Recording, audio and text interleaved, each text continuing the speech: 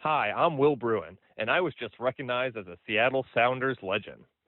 Now I get to do voice reads for the Sounder at Heart podcast network. Here we go.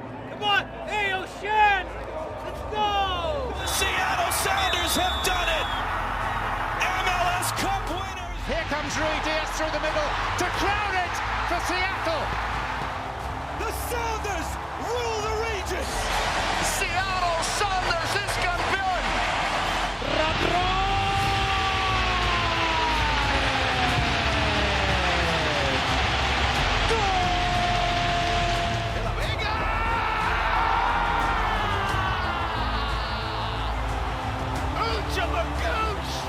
All creatures great and small!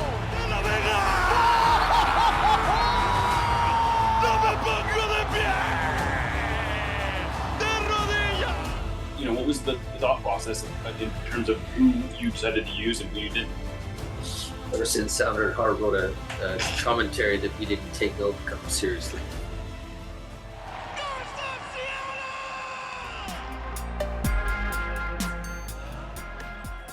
This episode of Nos Arietes is sponsored by Full Pull Wines, a Seattle-based wine retailer and proud sponsor of Nos Arietes since 2011. Full Pull was founded in 2009, is based in Seattle, and is owned and operated by longtime Sounders supporters. They offer the best boutique wines of the world to members of their mailing list, with special focus on their home, the Pacific Northwest. Welcome back to another episode of Nos Arietes on the Sounder at Heart podcast network. I am Jeremiah O'Shan. Joining me today, one of my favorite, honestly, people who I listen to, who I didn't tell him I was going to say this, but I think I've said it before. Honestly, a inspiration to me to take Sounder at Heart independent. Adam Belz, the host of the Scuffed podcast, a U.S. national team podcast that I personally listen to almost every single week. And welcome back to the show, Adam. Honored, Jeremiah, in so many ways by that intro, by your allowing me to grace your podcast. Thanks for having me. Yes.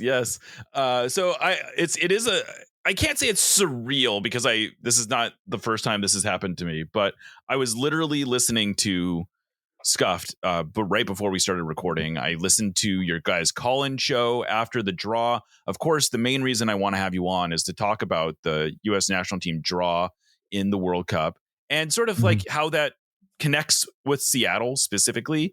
And I guess I'll just start there. It seemed like if I was picking up what you guys were laying down in your call-in show in the immediate aftermath of the draw, there seems to be like a genuine excitement about not just the draw, but about Scuffed folks coming to Seattle for the game on the 19th and potentially for the round of 16 against Belgium. Now that would be just a whole nother level. Oh, man. Yeah. We're not supposed to talk about that. We're not supposed to. I know. I got that. Look ahead. Right. We can only talk about Paraguay. Yeah. No other nations shall be mentioned. No. We're going to come to Seattle. I think that's pretty clear now. Vince and me and Sanjay, and we're gonna try to throw a party there, hopefully in conjunction with you. Yeah, we'll see how all that goes. Easy yes for me when that came up. I would have been happy just to come as a guest, but to possibly help throw this thing, I am 100% on board with that. So awesome. People should be looking for that information. LA just seems complicated, and I agree in a lot of ways. And see, I've actually never been to Seattle. Shame on me. But you're coming at the right time. Of course, what's going to end up happening is it's going to be raining and gloomy because that is not out of the question in June here. I don't mind the rain. I don't mind it. Yeah. Perfect. It's beautiful, right? When it rains in Seattle. Oh my God. Especially in June, like right now, we're in the middle of what they call an atmospheric river right now. So we have like just streams of rain coming in. It's not literally raining right now, but like it gets, so like this time of year, there's, wet leaves everywhere. It's like if you looked at it from a satellite, there's like a ribbon of white over Seattle. Yeah, exactly. That's how like the Amazon, things like over the Amazon River. Exactly. Yeah. That's how it can be like right now. Although weirdly, Seattle is every now and then gets caught in what they call a rain shadow. And it's like there's literally flooding going all around Seattle right now. And in Seattle, it's actually been not that bad. But because of all the rain and because of the foliage, the leaves coming down, it's kind of messy and all that kind of stuff. But you get to June and everything is green and lush and it's beautiful. And so when it rains in June, it's actually kind of like magical. So it would be a fun juxtaposition if we have sort of like a nice light rain here and it's 100 degrees and sweltering in Kansas City. Oh yeah. I mean, everybody will be welcoming the rain in that context. Exactly. For sure. Yeah, I can't wait. I can't wait for that. That's the game against Australia, June 19th, right? And, noon on Friday. Yeah. Which, I don't know. People were kind of worked up about some of these kickoff times. We have a lot of noon kickoff times in Seattle. I don't mind that at all. I think it's, even when the Club World Cup, we also had a bunch of early, midday, businessman special type of kickoffs during the Club World Cup. And I was saying, look, if you give people months of advance notice, that should not impact whether or not, I mean, it's definitely not going to impact attendance. This is going to be a sellout. It'll be boisterous. It'll be amazing.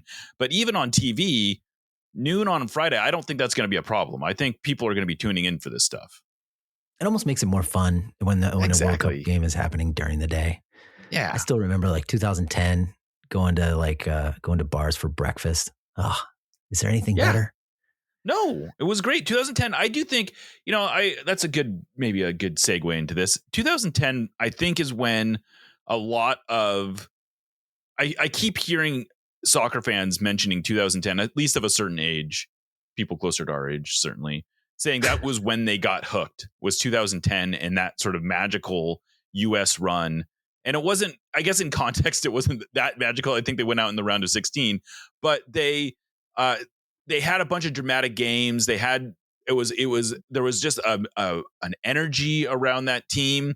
There was some, I think that was the first time that social media played a big part in the sort of the proliferation. Like everyone was taking their cameras out and filming the celebrations and doing all this kind of stuff. And there was always viral moments. Yeah. And 2010 really seems like that's when the sort of the modern state of the American fan kicks off. Is that fair to say? And this seems to be like the next opportunity to really, there hasn't really been like a leveling up opportunity since then. And this feels like it could be that. There was that, I feel like when you're watching a World Cup game, when the moment comes, everybody is in it together, hoping for catharsis. Right. Like you're hoping for the climax, not to get too sexual, but like I think that's that moment. And 2010 provided that, right? I mean, you had the catharsis of the John Brooks game winner, and then of course the game winner against Algeria. The John Brooks, that was 2014, actually. Oh, I'm sorry. Oh, that's terrible. Yeah. No, it's okay. That was great though. Yeah. So yeah. 2010 was Clint Dempsey. John Brooks. Yeah. The real one is Landon Donovan's goal against Algeria. Yes.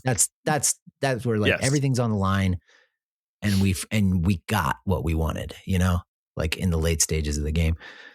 So that, I don't know, somehow that makes it, I think that makes it more powerful.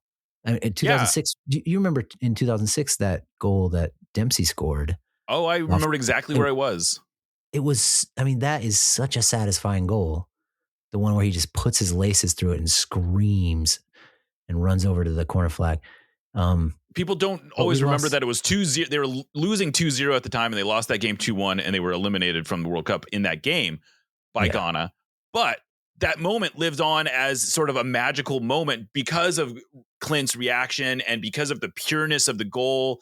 And it was just this amazing moment that, even though 2006 was ultimately a failure of they got grouped in 2006, but there were still moments in that tournament, like the grinding out the tie against Italy and certainly that goal against Ghana were these sort of magical moments that set up 2010, I think. Yeah. I just think, right.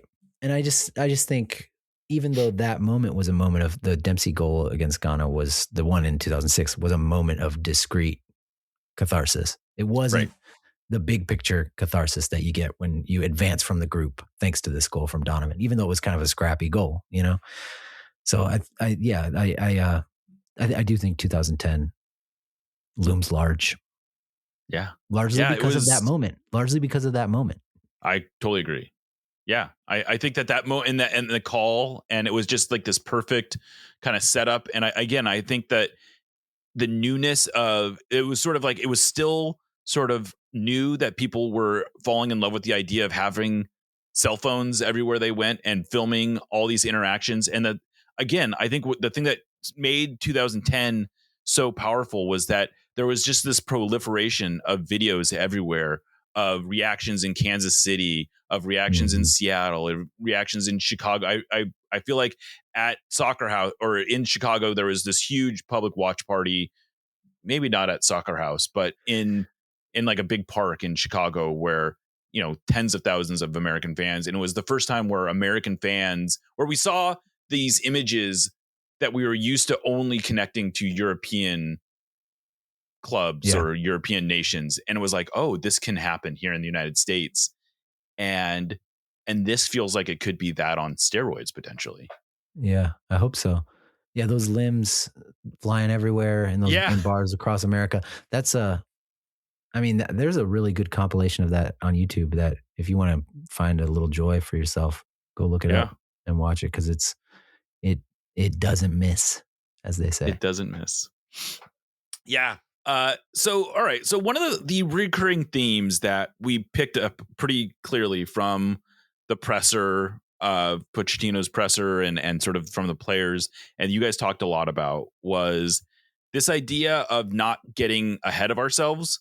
But let's be honest, that's a player and coach problem. That's not a fan. Like, why shouldn't we embrace getting ahead of ourselves? Why shouldn't we, I realize the players got to stay grounded. They got to be focused on Paraguay, and they got to be focused on getting out of the group. And they can say, look, we just want to finish top half of the group, which that can't be the goal. No. The goal, this should be it's our job, I think, to get everyone excited about what this could be, right? Yeah, I kind of bounce back and forth on this, because of course we're going to map out what happens if we're the winner of our group, what happens if we're the runner up, who we might face in the round of 16 under each scenario. And it does matter. We do want to win the group. I think it matters a lot. It's a difference of playing Belgium in the round of 16 likely, or playing Argentina in the round of 16. It's a big difference. Likely. So yeah, there's a big difference there. I want to dream. I mean, that's the whole point of this is dreaming and thinking big and believing that the impossible can happen. I do think I was talking to somebody on the phone this morning, a coach in Florida, and he was kind of mad at all the podcasts for being too dreamy. He was like, man, Paraguay and Australia, they both just lost to us. They're going to want another piece of us. If we don't come correct in those games, we are going to get, we cannot sleep on those opponents. So, I see it from all angles. But, sure. I deal with this a lot in Sounders fandom too, where people get frustrated at us for talking about the big picture. But look, it's the coaching staff's job to make sure that the players are not looking past Paraguay.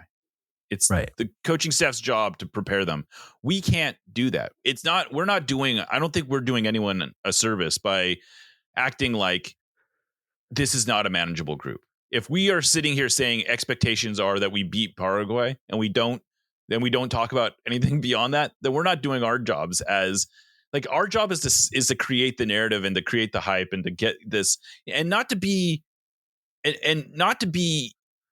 silly about it. But I do think that, we can talk about the group a little bit. What I find really, and I think this was maybe Vince's point, one of your co-hosts' point about this, which is, look, yes, every one of these teams is capable of beating the U.S. Australia, very capable. They're actually all pretty even, and almost no matter who comes out of that UEFA qualifying group, which, by the way, until this weekend, I had never heard the term Turkey. Now I feel like I guess that's what we're saying. I realize that since 2022, that's how they have said that's pronounced. Every time I say Turkey, I'm like, who do you think you are, William Bradford? Yeah, I gotta say that's just been a kind of, it's like Qatar and it's always been Qatar, I guess. But if we said Qatar, we were awful. Anytime I hear Qatar, I think of George W. Bush. Qatar. Right, exactly. But that's anyway. I know, I just thought that was an interesting thing that I caught my attention. I didn't like, everyone was saying Turkey this week, and I had never once heard the country's name pronounced that way. You got to tip your cap to Erdogan's propaganda machine, Absolutely. But that's one of the countries that we could, but the other ones that could come out of that group are what? Northern Ireland, Wales, and no. Am I confused? It's Slovakia, Kosovo, and Romania. Oh, I'm talking about. So I got confused. Those are the countries that could come to the United States. Come to Seattle. Thank you. Oh, I see. Yeah. I got totally confused. I keep getting those two groups mixed up because those are the only two groups I know, and so I keep flip flopping which one is which. But okay, so it's Kosovo. Are you going to go to a bunch of games? And I'm not. No, I don't. If I go to a game as a fan, it will be because I fell into some cheap tickets. The tickets are I have not had an opportunity to buy tickets because I've not won any of the lotteries so far. But honestly, the prices are so expensive that I do not know that I will be able to justify going to any of these games unless the prices come down or I happen to fall into tickets. I will try to cover maybe a couple games, but I'm still formulating how I want to approach this. Okay. Like I can't. I'm honestly blown away at how expensive the tickets are, and I say this as They're someone. Like $1,000, right? Like $1,000. It's crazy. Plus. Yeah, it's totally crazy. I've never. It's wild. But anyway, I do feel like it's important for me to know the games that are going on here. But so it's Kosovo, Slovakia, and who's the other one? Romania. And Vince keeps telling me Slovakia could give Turkey some trouble. And Slovakia, it's funny because I always think of Slovakia as the S in Easy from the famous English headline where Yanks were the Y in the group of England's group in 2010. But that was Slovenia. That was Slovenia. Yeah. Look at me.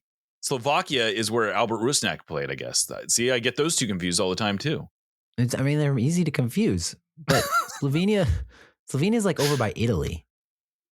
In the Balkans. And then Slovakia is like, over like closer to Ukraine, maybe, I think. Okay. Yeah.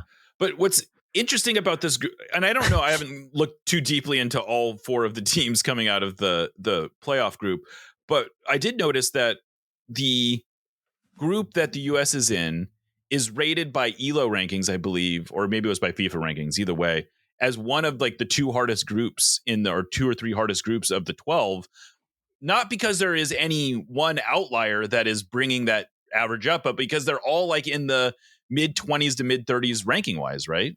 Right.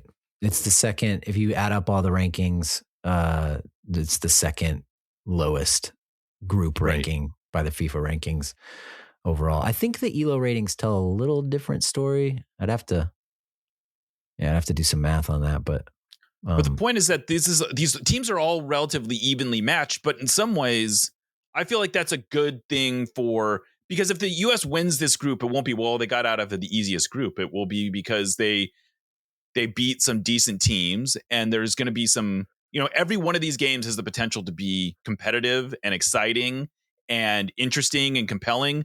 Australia is probably in some ways has just like a lot of ready-made storylines where you're going to have a bunch of players probably that play in MLS.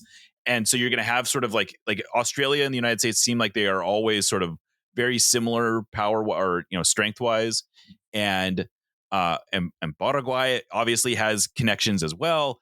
And, we can kind of go down this list, and and what's fascinating is that the U.S. won't be overwhelming favorites against any of these teams, but they should be favorites against all of them.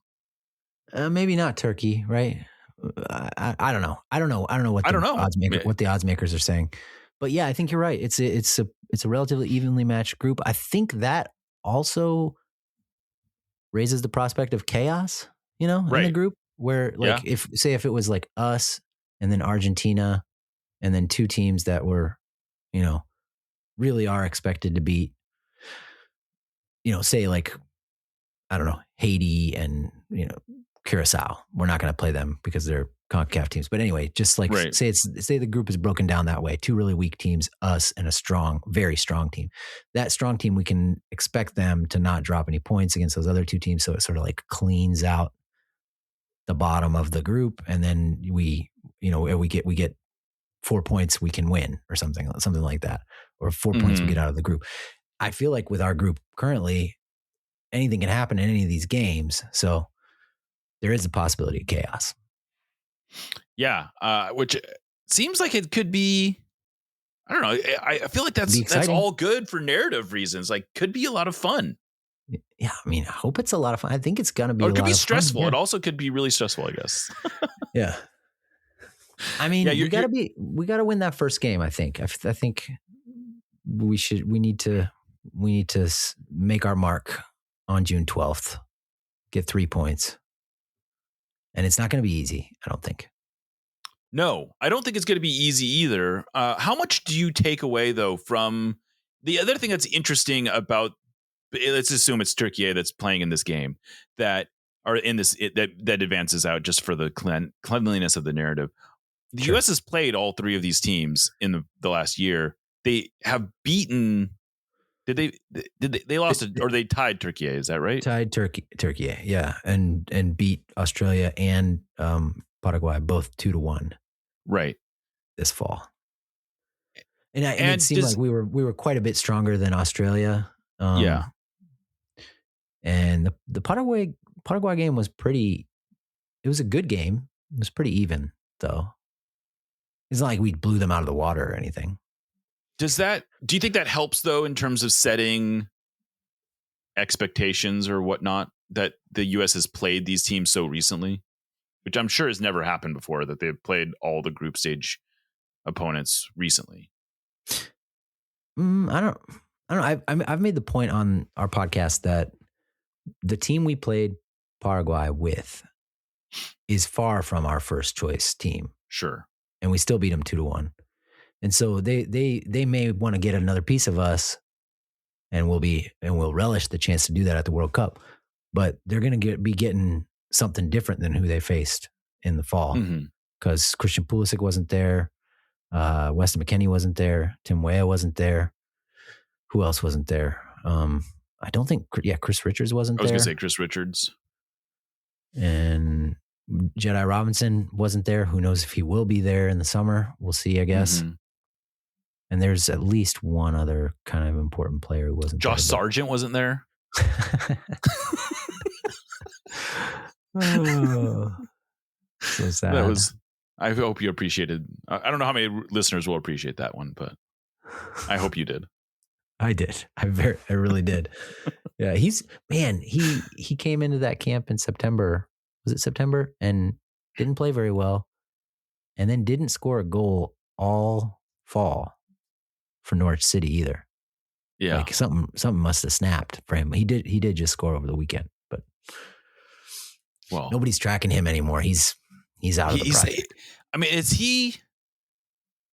he has to have had, not to get, I don't want to turn this into a Josh Sargent thing, but he has, of all the players who we thought were almost like core members, we were expecting to be core members of this team in 2022.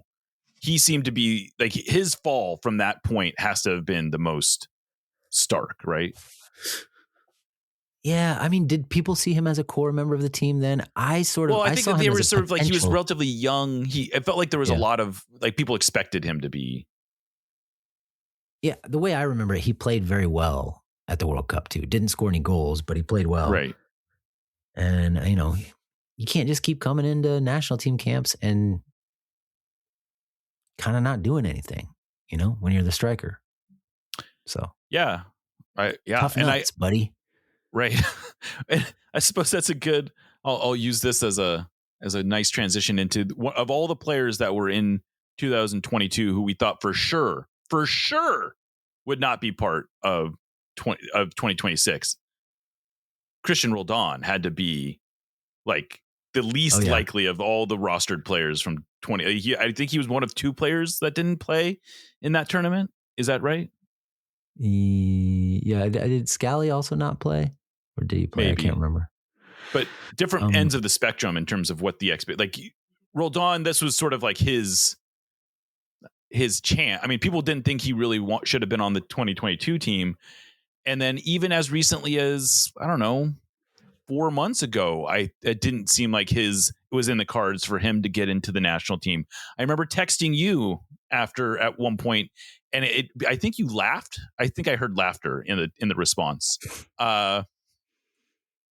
But Cristian, all of a sudden, I don't know if he's a lock for the roster, but he looks like, I don't think anyone at this point would even be surprised if he was starting games at the World Cup this next tournament.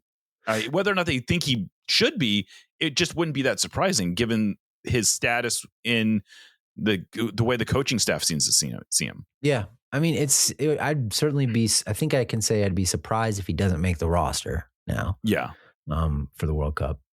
It's just any laughter about Roldan for me is kind of inseparable from, I mean, it's just sort of like an example of how modern digital life sort of affects you in ways we could never have guessed 15 years ago. But there's a guy in our Discord server for our podcast who loves Cristian Roldan and loves. I'm pretty sure it's MCB, who is also in our Discord. Oh, okay. All right. So some of your listeners will know MCB, and he wrote maybe he's shared it on your Discord too. He wrote a manifesto about Cristian Roldan because he could not accept all the hate he was getting from USMNT fans, all the shade he was getting. I've seen this. And he said he watched a lot of games. He looked at a lot of stats, and he wrote up something. And the people on the Discord call it the Roldanifesto. And so anytime Roldan comes up, I just immediately think of my digital friend MCB and that manifesto he wrote. But yeah, so enough about that. I think it's really cool that Roldan is back in the program because of what maybe it illustrates about Poch. You know, like I think we all agree Cristian Roldan is a man of great character and like just a decent human being who takes care of his business. And Poch likes that stuff a lot. Roldan's also good at soccer, but he really likes the intangible stuff a lot. And it's hard to imagine him getting in the program under Berhalter or say Jesse Marsch was the coach, or it kind of takes like this big personality from Argentina to come in and say, you know what? I want to see some more Cristian Roldan. Yeah. And I think that he is a good illustration of this. And you guys talked about it a bit, but it, under previous coaches, let's just say a Bob Bradley to use an example. If they were saying stuff like, it's not about the quality of the player. It's not about getting the best players, it's getting the right players, which you guys talked a lot about this. And sort of that it's not always about assembling the roster of the 26 most talented Americans and putting them out there. And it's about, you got to have some of that. You have to have some of your best talent. But in order to get the most out of that talent, you have to have players who work together and will understand the collective goal. And that, Cristian is sort of a really good illustration of a player who says and means it. And I think this is the difference, is that a lot of players will say this stuff, but you really get the sense that Cristian means it when he says, look, if I can't help the team on the field, my job is to be the absolute best practice player that we have, like to raise everyone's level, to push every player, to make sure that they're doing everything possible to keep me from getting onto the field. And that he accepts that role. And it almost takes a player or a coach like Pochettino to have the gravitas to be able to say, that's exactly, we need more Cristian Roldans. We need, and I'm not just going to say that. I'm actually going to put him on the team, and I'm not going to just put him on the team. I'm going to put him on the field. I'm not just going to put him on the field. I'm going to start him. And then when he has 2 assists against Australia, you go, see, this is what I'm talking about, right? Yeah. Yeah. I mean, totally. I didn't really ask you a question. I apologize. No, but I had something I was going to say. I forgot what it was though. Yeah.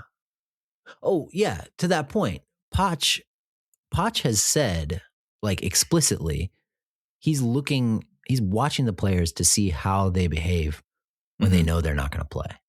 Mm-hmm. That is a really important thing for him.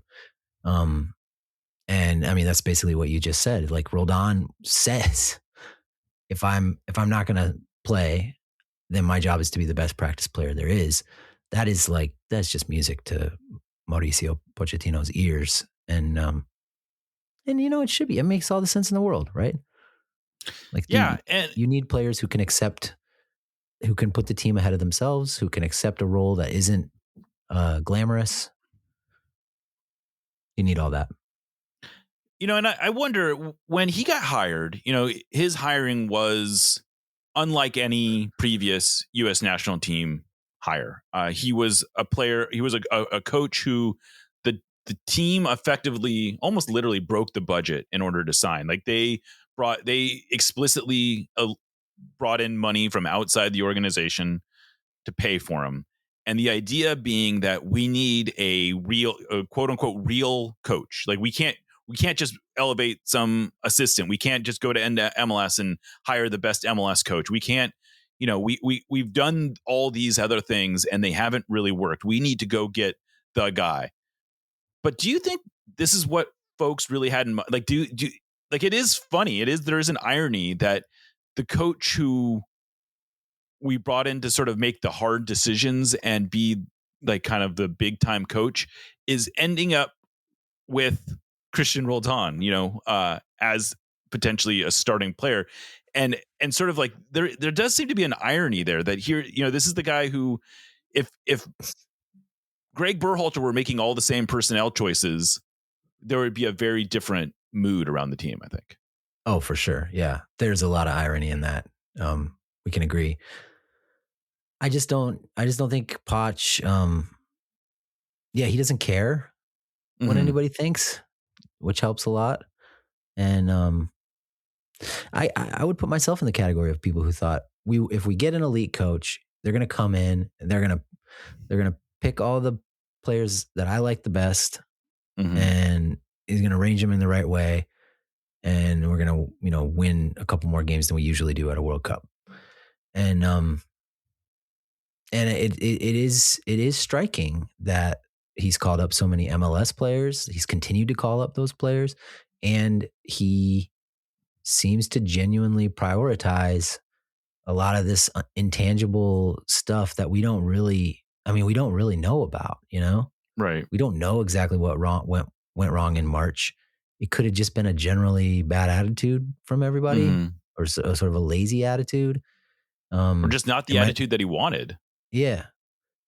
It could have been something more serious. Who knows? But yeah, he's throwing all the cliches at us about team and selflessness, and they're cliches because they're real, you know? I mean, it isn't FIFA. It isn't like the video game where you just pick the 11 players with the longest green bars under their names, you know? It's do they even do green bars? I don't know. I don't know. You're asking the absolute wrong person on that one. I have no idea. I don't think I've played FIFA once. I've only in college. I've only spun up Soccer Manager a few times, and I certainly don't understand it as much as I should. And so maybe I'm the wrong guy to say this, but it does feel like there's the potential, because I feel like, though, that so much of the discourse around the national team, and to a certain degree the club game as well, but has been sort of like informed by those green. We'll use the green bars as a stand-in, whether they're real or not. Badge FC or whatever. Right, exactly, and that so much of the discourse has been around like, well, what if we created this fictional team that had the highest collective ranking in these databases? Wouldn't that be the best? And it does seem like Pochettino has sort of destroyed that notion. At least he is attempting to. Whether or not, I suppose, if the U.S. falls flat, it'll just be like, see, we were right all along. We should have been, playing these guys. But right now, where we sit, it does look like he has, in a relatively short amount of time, because it wasn't always, a few months ago, it didn't look like this way. But for the last few months, it does seem like he's finally like broken through in terms of like changing the culture the way that he intended to. It seems like it. Yeah. I mean, we got 4 good results in a row. Drew Ecuador, beat Australia, beat Paraguay, and then just destroyed Uruguay, which was the big, I think, kind of the big reason for all the positive vibes. 5-1 over a team that is consistently in the top 8 in the world. But I mean, we'll see. It's going to be, it's going to be hard. It's going to be hard at the World Cup. And Greg Velasquez talked about it on our show quite a bit, but he points out pretty convincingly that Uruguay wasn't really trying that hard in that game. And, there's always, soccer's a complicated game. That's why the Badge FC stuff doesn't work necessarily. And why you can beat a really good team and lose to a really bad team in the same group stage, Mm-hmm. Yeah. And I think this is something, I don't remember where you guys got it from, but you have referenced this a few times where, we spend all this time talking about where the team is in the build up to these tournaments. And we say, we predict it's going to go one way, and we can only go off of what we've seen, right? But yet the World Cup has a tendency to just be its own thing. Like it is almost disconnected from, ultimately the best team usually is the one who, or one of the best, certainly whoever wins the World Cup is undisputed, is oftentimes a chalk team, right? It's France, it's Argentina, it's Germany, it's Brazil. It's always a chalk team. It's never. Right, it's always a chalk team. There's never been an underdog winner. Right. But getting into the semifinals, almost seemingly anything can happen up through the semifinals, right? Yeah. Where there is, a South Korea makes a miracle run in 98. And, we have plenty of examples of these, 2002. Sorry. 2002. And 98 was France. And anyway, we have all these examples of teams making these runs, and it does seem like they're oftentimes disconnected from where like Denmark famously winning the Euros after getting called off the beach or whatever it was, and Greece making won the Euros in 2004. Right, Morocco went to the semis, of the World Cup. Right, and so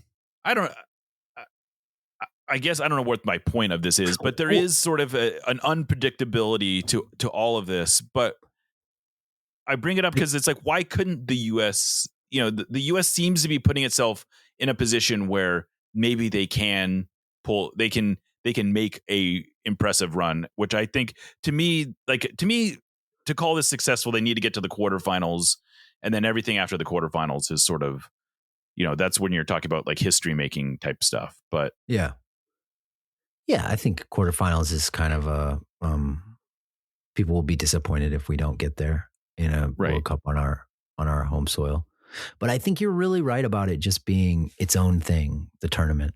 I had John Polis, who used to be the press secretary for the U.S. men's national team back at the 1990 World Cup in Italy, on my show like a year ago or something.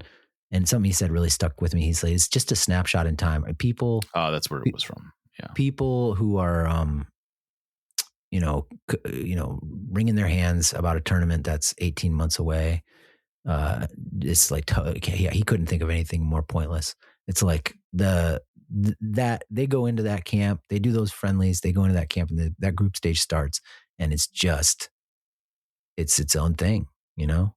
It's like how are they feeling about each other in that moment, and how does that translate onto the field? It's almost like what happens before and what happens after doesn't matter that much within a larger framework of the best teams always win, and usually the best teams are the ones in the semifinals, although we've listed some exceptions to that, you know. Right. Yeah. And I guess that's we are finally at that point where it's worth though talking about some of this stuff, because you're right. 18. If we were to, because at the time I want to say that 18 months ago when you was talking about, you're looking at a snapshot, like the U.S. felt like it was in a very, very different place than they felt like it was in a tailspin, didn't it? Right. I mean, it felt like it was like, honestly, 18 months ago I wouldn't have been sure that Pochettino would even be the coach still. Yeah, we lost to Panama in the CONCACAF Nations League semifinals after also losing them in Copa America, you know, less than 12 months earlier. And then we lost to Canada in the third place game, which was just kind of insulting to have to even play that game and then to also lose it to Canada. So yeah, things were not looking good. And then we, you know, remember we got totally trounced by Switzerland at the beginning of the summer. That came on right after the draw with Turkey. And then he called up a bunch of players. It seemed like a pretty experimental Gold Cup roster. And this is when the sort of the irony started to kick in, that he was not going to be Mr. Badge FC. He was going to call up a lot of MLS players and players that fans didn't have a lot of context for, like Max Arfston and Pat Ajimong. And I mean, the Arfston call, that has paid off, man. I mean, he's big time. He is if Jedi Robinson isn't there, he's probably going to be the starting left wing back at the World Cup. And what is going on with Robinson? He has been, because he was like the Iron Man and I guess maybe that's why, but he hasn't been able to play at all, right? He had surgery right after the season in the summer and hasn't played since. I mean, he played a little bit against Oxford United in the FA Cup, round of 128 or something, whatever it was. Right. He played a little bit in that game, did not look like himself, and he hasn't been back on the field since. And I think that was in September or maybe August. So I think people are starting to worry that when's he coming back? But he's just right. Thank you for listening to the Sounder at Heart Podcast Network, which now includes No Studietis, Lobbing Scorchers, and the Cooler Guild. Although this podcast is free, it's only made possible through our paid subscribers. Plans start as low as $30 a year and allow us to remain independent and mostly ad-free. Subscribers get access to all our written and podcast content, including a full-text RSS feed and a mostly ad-free podcast feed that includes every show in one spot. If you really like what we're doing, though, I'd encourage you to sign up at our higher tiers, which include all sorts of various perks. The most popular of those is our members-only Discord, where the real Sounders sickos hang out. I know I've called this group the smartest, funniest, and best-informed Sounders fans in the world, but it's more than the rough equivalent of a Sounders Mensa meeting. Discord is where we make things happen, like for real. You know the promotion the Sounders ran that offered fans the opportunity to trade in their Messi jersey for a Paul Rothrock one? That originated in our community. You'll not only be the first to know about stuff, but you also have a semi-direct line to the movers and shakers at the Sounders organization. If you want to be one of the totally normal people who occupy the Sounder at Heart Discord, just become a supporter of Sounder at Heart. Anyway, thanks for listening, and go Durs. No Studietis, admittedly, is not exactly known for our spicy takes, but that doesn't mean we want our food to be mild. Spice up your life with Haxon Ferments. Handcrafted in Georgetown and made with the best local ingredients from across the Pacific Northwest, they specialize in unique small batch fermented hot sauces and vinegars. Haxon Ferments brings bold flavors and natural fermentation together for something truly special. Whether you're a heat seeker or just looking to elevate your cooking, you'll find something you love at haxonferments.com. That's HAXANFERMENTS.com. And right now, If you use the code SOUNDER@heart, that's all one word, at checkout, you will get a free hot sauce with your order. Again, go to hacksandferments.com, use the code SOUNDER@heart at checkout for a free hot sauce with your order. Hacks and Ferments is a proud sponsor of the Sounder at Heart podcast network. I mean, because he has to, like, the assumption is that he'll be playing by then, right? You would think.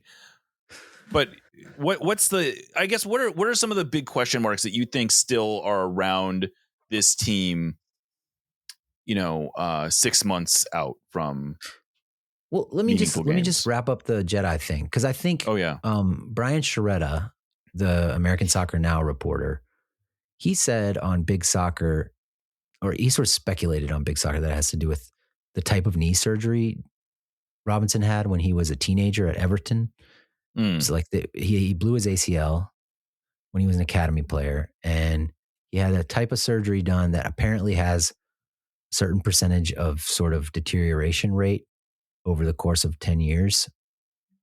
And then we about hit that. It might not be 10 years. It might be 7 or 8. I don't know. Anyway, it's all a little speculative, but it's the knee, and it is the same knee that he had the surgery on. And there is this like medical reality that the type of surgery he got doesn't have the best track record for like long lasting results. So that's obviously like worst case scenario that's what all this is. But is that a kind of he's done period type of situation then? I don't know. I don't know if that's true, but it is. I think it's a pretty serious problem. Okay. Other question marks, center back, as everybody knows, we've got Tim Ream's another player that, you said Cristian Roldan's one of the players that nobody expected to be back after the 2022 World Cup. Tim Ream's kind of another one. Yeah, good point. He sort of snuck his way onto that roster at the last minute, thanks to a Chris Richards injury. And now he is, he's coming. He's been June. The Rock, right? Almost. He's been, which I don't love, but it does seem like he has been in some ways the most reliable center back that the U.S. has had, not like non-Chris Richards edition. Yeah. Maybe even more reliable. In a lot of ways more reliable than Richards, but he's old. He's 39, I think. Quite. And he was old for the last World Cup. Right. So yeah, you just can't count on him to win a foot race and to erase other people's mistakes or his own. He just isn't that kind of defender. He is excellent on the ball. He is obviously a leader on the team. He's the one talking to Poch all the time. So yeah, he's going to be there. Just hope he doesn't get exposed physically. You can manage your way through that in soccer, if you get some lucky breaks. But it's definitely a concern. And then even beyond that, it's Richards, and then if we're going to do a 3 center back formation, or if we're God forbid one of these guys gets injured, who's the next center back off the bench? I think it's kind of anybody's guess at this point. Tristan Blackman's in the mix, the Vancouver Whitecaps center back. And he has I'm sure you're one cap at this point. What? 2 caps? How many caps is Tristan Blackman? 2 caps, but they're recent, and then he got hurt. No, I know, which is why he wasn't in the last camp. And then Mark McKenzie, he's in the mix. Austin Trusty, who plays at Celtic, he's somewhere in there. There's probably a couple others I'm not thinking of, but nobody. The reason Ream is still around and still is probably the most reliable center back for the team is because nobody's stepped up and replaced him. And that is a big weakness for the team, I think. And the big hope, I guess, was the kid in Germany, whose name is escaping me. Nokai Banks. Yeah. Nokai Banks. And he has completely fallen off, right? Maybe not, like he may have a future, but it does not look like 26 is remotely in his range at this point. I wouldn't rule him out completely yet, because he could do really well in the second half of the Bundesliga season. And I mean, Poch has even said he's at an age where he can just explode and, overnight he can become one of the best center backs in the Bundesliga. But he's not that right now. He is far from that. He's like barely a starter on his club at this point. He starts every game. But his performances are not necessarily demanding that he's starting. No. Right. Yeah, he's not been playing well lately at all. But he keeps starting, so. And Augsburg did win over the weekend. I haven't checked in on that. I mean, sometimes with stuff like this, it's like it happens over the course of a couple of weeks, especially when you're only 19 years old and you're learning how to play center back at a really high level. So I don't rule him out, but if the World Cup were tomorrow, no chance. No Kai Banks makes the roster, in my opinion. And I guess that's also why Tanner Tessman has not played center back for the US, but I guess he's been playing some for Lyon, right, at center back, and does that seem like I guess that's one of the big question marks is if he's better for the US as a center mid or a center back. I'm glad you brought that up, because I forgot to mention it. Yeah, he's better as a midfielder, but what do we need more? We need center backs more than we need midfielders. So we'll see how it goes. There's an injury crisis at Lyon, and that's why he's playing center back. He also is not the fastest human on earth, just like Tim Ream. Maybe a little faster than Tim, but not that much faster. And but also a really good passer. So maybe it works out that way where he ends up playing center back. It's something it's kind of exciting to think about as a possibility. Yeah, this is the part where I am contractually obligated to say, well, what's Jackson Reagan got to do to get into this team? Because he seems to tick all the same boxes. He's just a younger, bigger version of Tim Ream. But is he as good of a passer as Tim Ream? He is by the metrics the best passing center back in MLS. Okay, but he's left-footed too. No, he's right-footed. That's okay. But he plays on the left side. Okay. But we'll I don't know. I mean, I think it's probably too late to get called, but who knows? Yeah, but one more window before the pre-World Cup camp.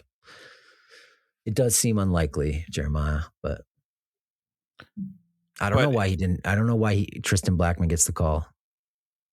I mean, Blackman is one defender of the year in MLS, so I'm no shade on Tristan Blackman, but that suddenly seems like an interesting. But this is the state of the center back situation that we're even having this conversation, right?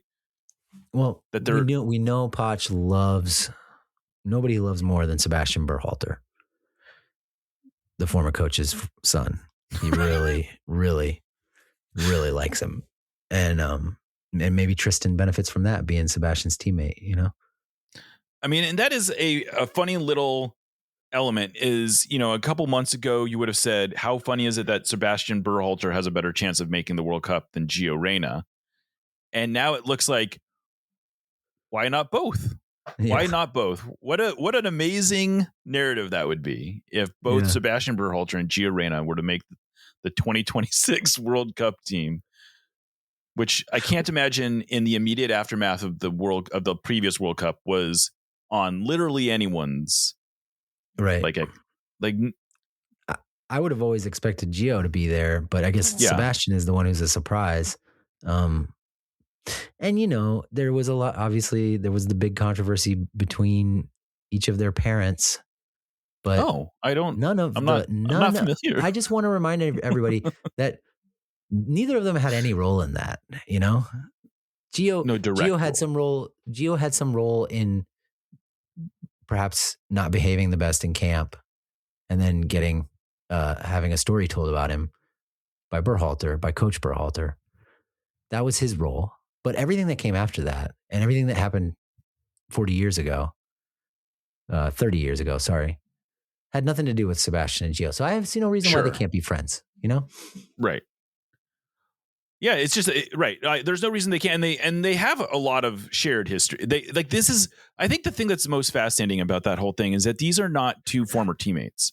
These are two people whose lives have been as intertwined as two non-related lives can be. Essentially, they were effectively best friends. They had their wives were best friends. They had many celebrations together. These are found family types that and it's what's made this whole, and like best I can tell, Sebastian and Gio at one point were very good friends. And they in some ways grew up together. They didn't literally grow up together, but they did, they spent time together as children. So yeah, it's really something, but it's cool. It's cool that, I'm very excited that Gio is back in the mix and starting to play maybe more than anyone outside of the Reina family. I think you have been his champion. Yeah. I just love the way he plays soccer, and I do think, even though I have a lot of respect for the Roldans and the Berhalters, I will stand on my Euro snobbery a little bit and say, when the chips are down, when the game is difficult and tight, and there are world-class or borderline world-class players throwing themselves at you at full speed, there is nobody on the team who can handle that kind of situation better than Gio Reyna in the middle of the park. And I do think there is some evidence that I know I'm on a Sounders podcast, so I hesitate to say it, but there's some evidence that Roldan struggles a little bit when it gets really, really fast, really, really difficult. And same with Berhalter. Yeah. I think it'll be interesting to see. I tend to think that there is certainly evidence of what you're speaking to. And I think you can find moments in his appearances with the national team, especially where you say, see, that's what I'm talking about. But I also think that's one of those things where we find things that we're looking for.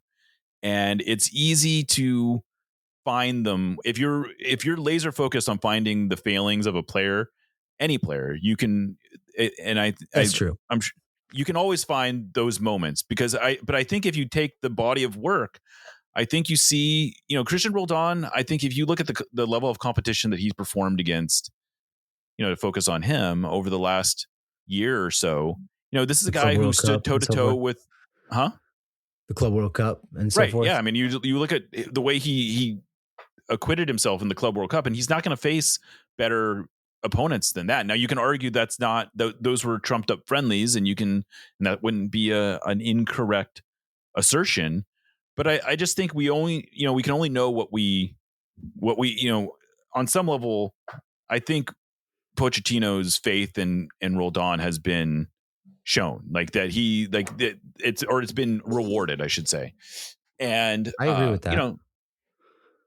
I tend to think Cristian gets a little bit of and not just from you, but from a lot of folks. I think there's this desire to undersell the 30-year-old who's playing in MLS as a commodity.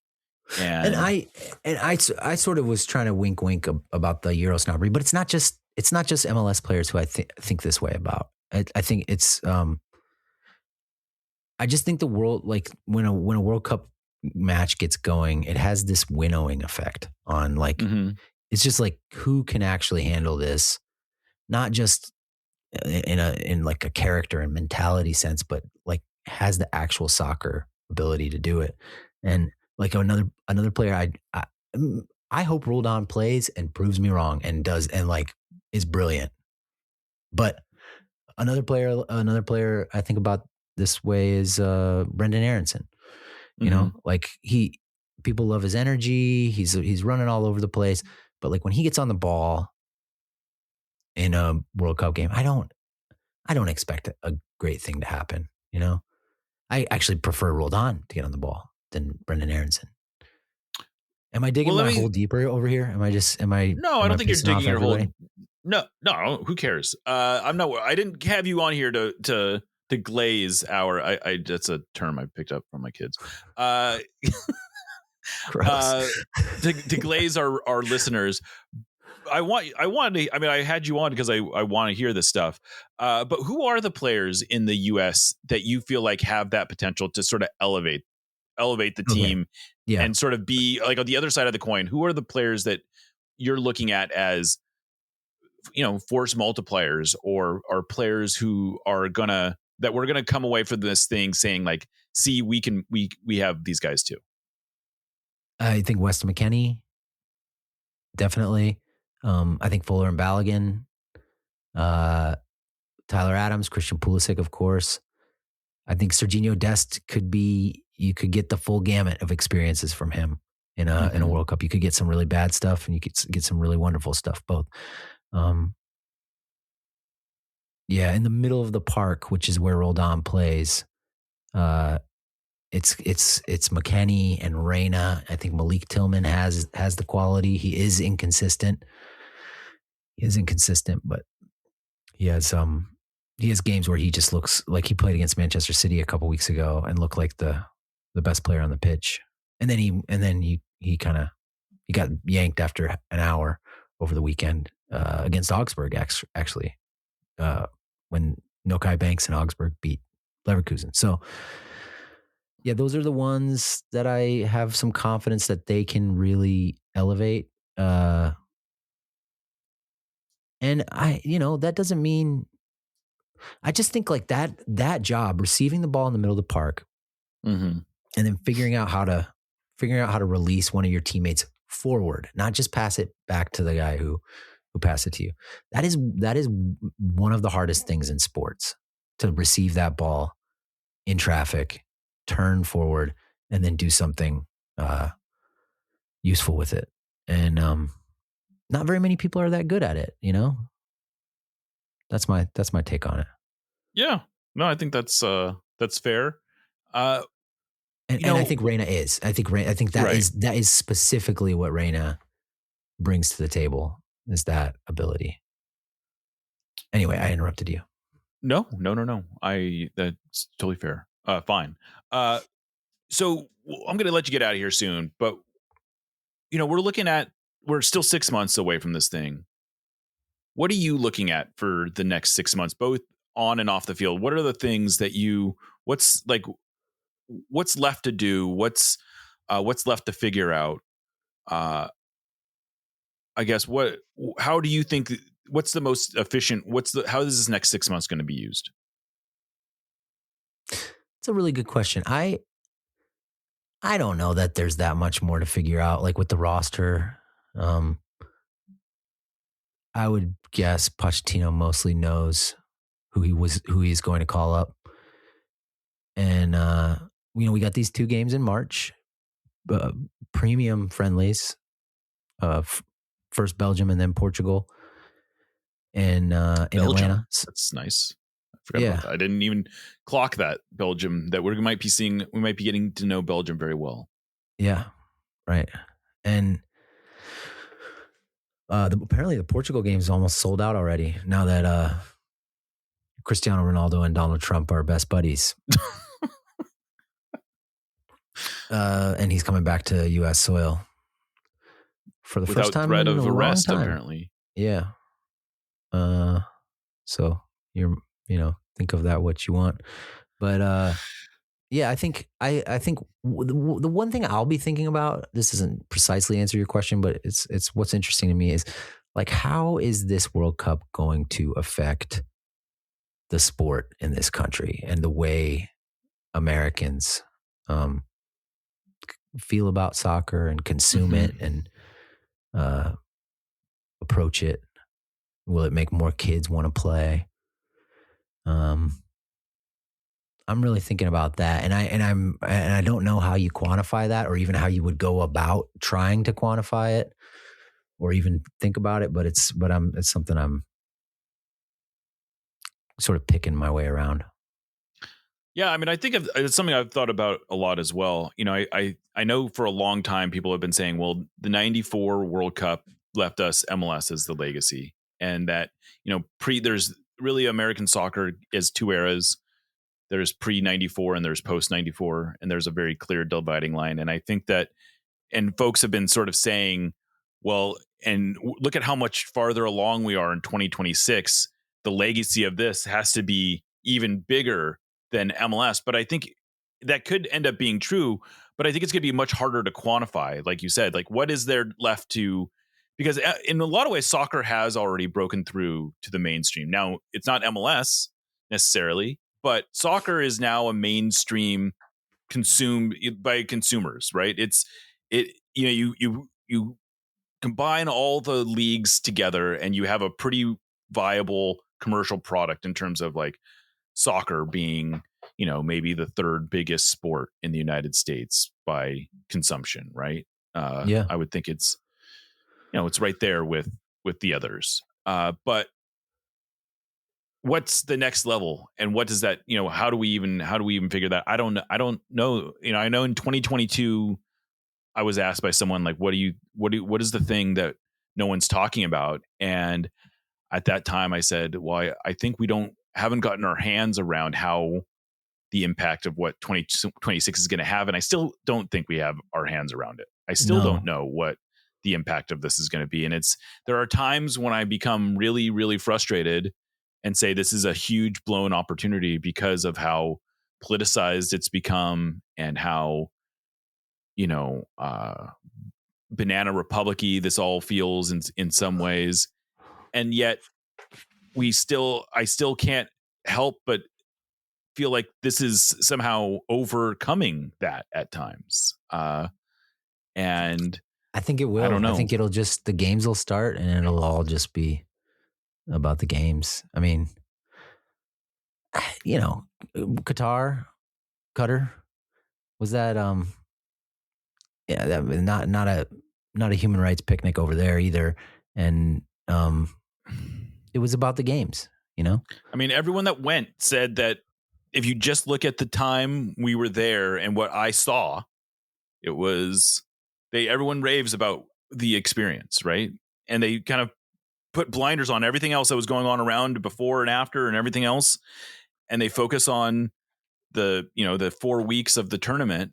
And it was, by most estimations, an extremely successful, enjoyable experience. And I can't help but think that might be what ends up happening here, is that, there is going to be a lot of consternation and rightful frustration over stuff that happens before and after and maybe during, but yet when those games start playing, we're all like kind of little kids.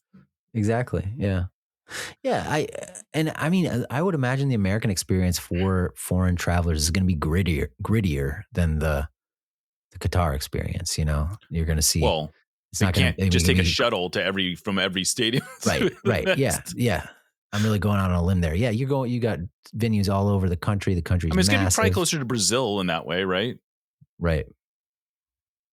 Yeah. Yeah. I think people don't love soccer.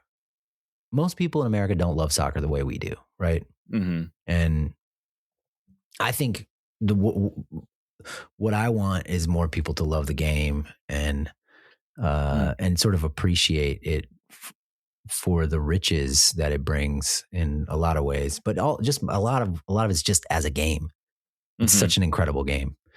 And so I see Pochettino on CBS this morning or whatever they call their morning show, on the morning shows or on some of the mainstream sports shows. And I'm glad he's there. He seems to be presenting himself. He's presenting himself well. He's saying good things. And you just have to wait. And I guess I'm just hoping that a lot of people get excited. And I think a lot of that has to do with the moment of catharsis in some of these games. It also just has to do with us. We can't go, if we go out in the round of 16, it's just like every other World Cup, and people are just going to turn off their TV and turn on the Dodgers game or whatever, change the channel is the right way to say that. You're going to change the channel to the Dodgers game. Right. But if we take it up a notch and if we play in the way Poch says he wants everybody to play, really believing and playing hard. And he showed, is it Pat McAfee, the sports guy? Pat McAfee, the clip of McAfee. McAfee. Yeah. Showed him the clip of Tillman tackling somebody from Uruguay, and then Alex Freeman picking the ball up and dribbling past Ronald Araujo and scoring. And Poch said to him, like, we think that the American people will love this kind of tackle. And then he shows him the clip, and I'm like, and that kind of stuff is cool. I think it's a good move. Yeah. I had a whole line of questioning I wanted to get into you about the right way, what kind of questions journalists should be asking Pochettino and all that kind of stuff. But I think this is a good place to end this. Can we talk about it a little bit? Okay, sure. We'll cut this in. No, that's good. Let's talk about that. That would have yes. I wanted to get into this. This is a little more journalism-y. I liked what you said. So one of the things, people may or may not know this, but Pochettino has been actively pushing back against a fair amount of questions that he gets from the press corps. And he sort of he says he doesn't appreciate the framing of a lot of these questions, most famously the bit about your non-first choice play. I don't know what was he really didn't like the insinuation that the 70 players in the pool are in somehow hierarchical. And and I think you made a good observation, which is because I think a lot of fans have reactions one way or the other about how the questions are stupid or Poch is being too thin-skinned about them. And I think maybe I misunderstood your point, but I thought what you were saying is that friction is good. That's going to get us better, because every single time he pushes back against one of those questions, he shows us something about his mindset, about the way he thinks. And that I've always believed, and I constantly am coaching the people in the Sounders press corps, don't be discouraged when the coach says he dislikes your question, because we're learning things when the coach says he dislikes your question. And sure, I understand. I don't like someone telling me I may asked a bad question. Right. But our job is not to be liked by the coach and to be the coach that the journalist he wants to call on most and get the question that he wants. Our job is not to ask the questions he wants to be asked in the exact way they want to be asked. Our job is to ideally get information from him. And if that information comes in the form of a prickly answer, that's fine. That's good. Even. Yeah. Job well done in that case. Right. One of the members of the press corps who really understands this, I think, is Ron Blum from the Associated Press, because he asks the sort of blunt, almost oversimplistic question almost every time, and almost every time you get some kind of good response. Sometimes the person answers the question because they want to answer it. Sometimes they kind of dodge around it, but it's not. The point of asking questions is not to look smart. It's not, like you said, it's not to be friends with the coach, but it's also not to look smart. Agreed. The reporter's not there to look smart. The reporter's there to get something out of the person they're interviewing, to get them to reveal something about themselves. And so, yeah, I totally agree with that. Like a prickly answer or a rejection of the question, or when Poch was mad about the regulars stuff. Oh, the YouTube video is just cinematic. I mean, he's back. He says very disappointing, shaking his head. Very sad, very sad. It wasn't sad at all. It was a totally reasonable question, but it was a great moment. It was. And, I think that's nobody needs to be the bad guy. Poch has. That's what we need, though. That's what we need. We need moments like that for this to get people's attention. And I would almost suggest that Pochettino might know what he's doing. I don't know. He strikes me as someone who might actually get it. Like, he needs to create these moments of conflict in order for there to be. Argentinians I know are famously low key and low energy, and don't no one has ever called them anything other than straight shooters when it comes to this stuff. They don't understand how to interact with the press there. But I think there's a chance. I'm being sarcastic in case it's not obvious. Yeah. I think there's a chance he might actually know what time it is and actually be feeding into that, and that's fine too. Well, we talked about this. We talked about this on Monday. The part of the result of all this is you can see his passion, right? For his passion for the players, his passion for how the discourse is framed. Like he really cares. And there was a moment, after the March window earlier this year, where you kind of wondered, is he just here for the $6 million payday? At least I did. 100%. And he has totally erased that concern, I think, and partly by mixing it up with the press.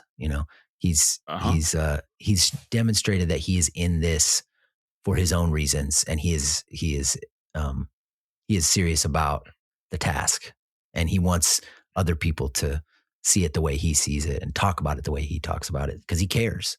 And that I think that's been a really cool outcome of all of this as well.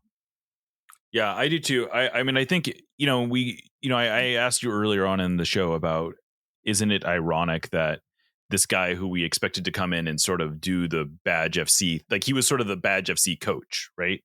And that he sort of put that on its head. And in some ways he was the person who could do that.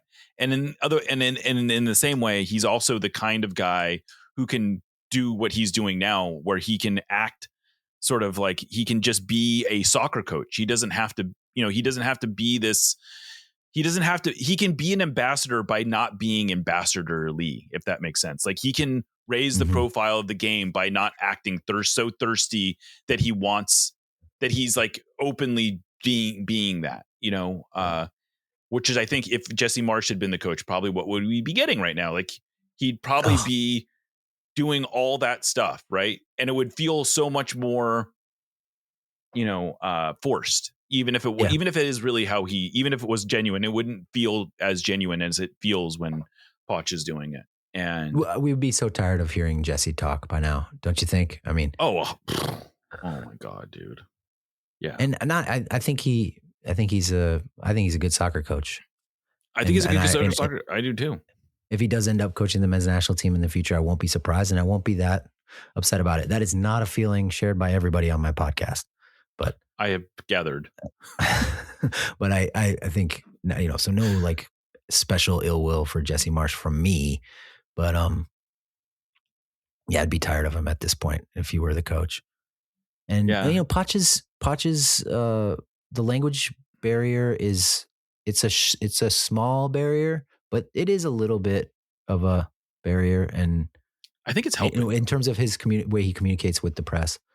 I know, but I think that it's just very funny, and I guess maybe this will be a good way to tie it all together. Is that it is very funny because I think Pochettino has ended up being the right coach for all the for all the reasons we didn't think we're gonna We need an American, there's always been this thing. We kind of need an American coach, or at least we need a coach who knows the American fan and the American player and understands us as a people. And we need a coach who's going to just put all the bullshit aside and pick the best players. And it's not going to be a popularity contest and all these. And yet he's ended up in a lot of ways the place where I think we all hoped a coach would end up, but he is sort of like, we needed it to be the right guy for all the reasons we didn't expect, that's an interesting way to think about it.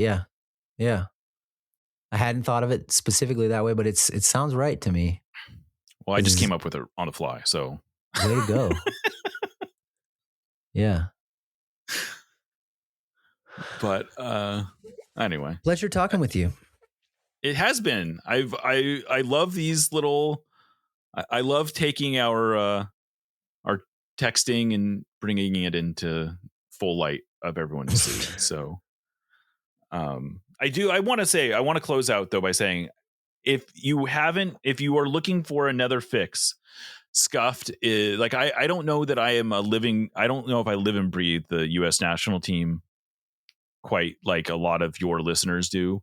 But I find your podcast to be absolutely essential, especially when things are getting interesting like they are right now. I think you do a really amazing job of synthesizing the both, having this level of detachment from everything that is chaotic and crazy about U.S. national team Twitter, and sort of giving that, and so like treating it seriously enough to be like, I understand the conversations that are going on, but I also feel like you do a good job of not getting so bogged down into it. And I just really, I listen to almost every episode of your podcast, again, like, especially when things are getting interesting like they are right now. And I think you do a great job. And I hope people not just listen to your podcast, but join that become patrons. And yeah, you do a great job, Adam. I just want to say Thank you, Jeremiah. Yeah, I appreciate your friendship and all these years being a sounding board. And let's party. Let's party in June. Yeah. Look for details on that, because I think I might be more excited about that than game, to be honest with you. Yeah, I mean, a nice big watch party in Seattle during the game for $1,000 less than going to the game sounds awful nice to me. Yeah, I think that sounds good. I like that idea. It's hard to. We don't need to keep going. I was gonna say it's hard to watch games live. Don't you think? I mean, I almost you miss stuff. You miss stuff. They don't show the replays as well, and you're like, what happened over there? I didn't quite see that.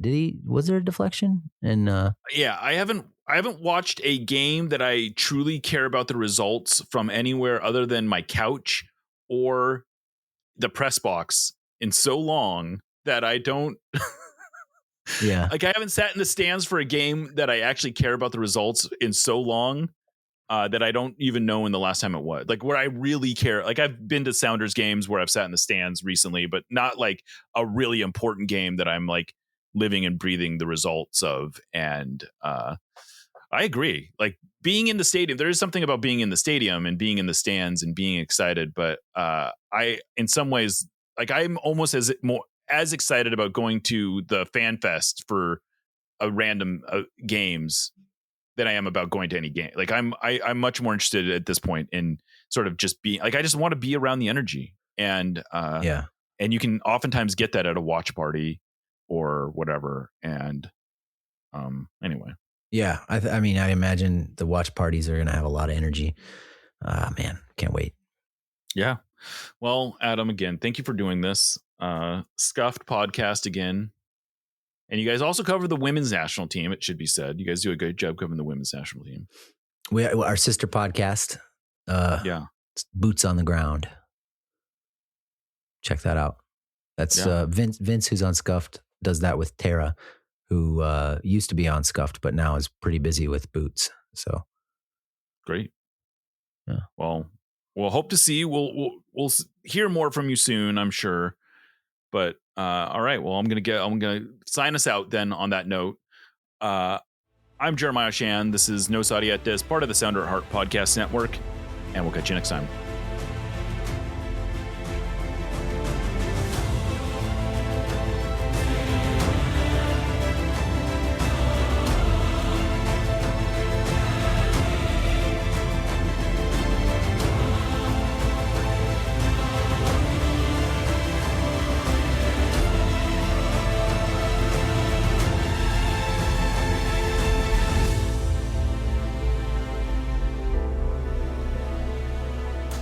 Let's go, Sounders.